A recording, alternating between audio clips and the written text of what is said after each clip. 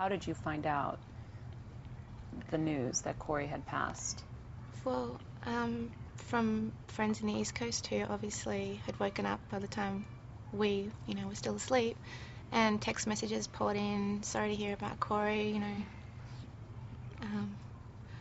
and yeah, just wasn't sure if we were still dreaming. Noah, how did you react to the news? Were you shocked? I was absolutely shocked, and I was hoping that it was a different Corey, or I was hoping that it was somebody I didn't know, or it wasn't very clear, because Corey and I, and three of us, we had been talking to him just days before, texting him, talking with him. We had seen him just a few days before it happened, and he looked in the best shape I've ever seen him. And he was so positive and so happy, and I was so proud of him, because I was hearing how all this great news about all these projects that he was attached to, and he was about to direct his first film. I wonder, obviously Corey has battled addiction throughout his life.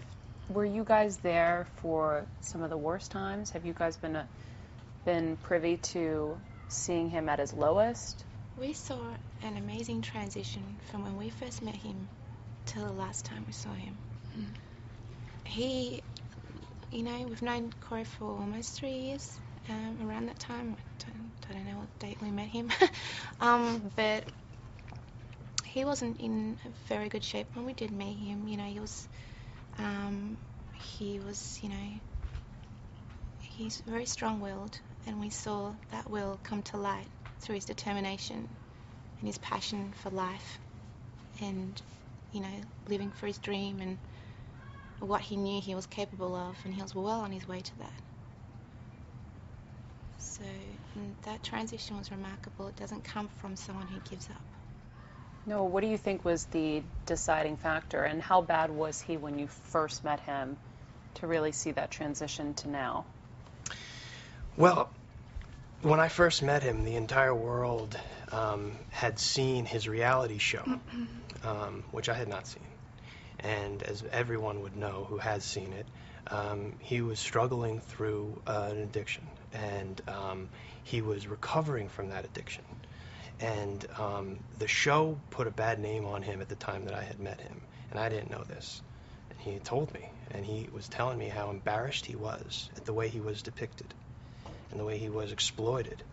And I kept trying to pump him up to say, hey man, try to spin that around. Tell them you're an actor, you're a great actor, and this is what actors do. This is a reality show, it's not real. And he just didn't get it.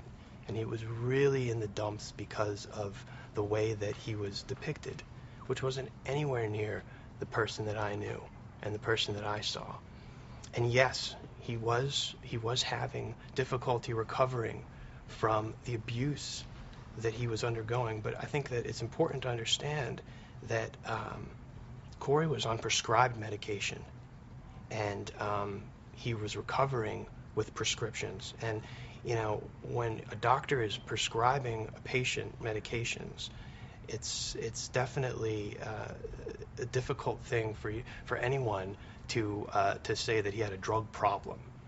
He had a doctor problem.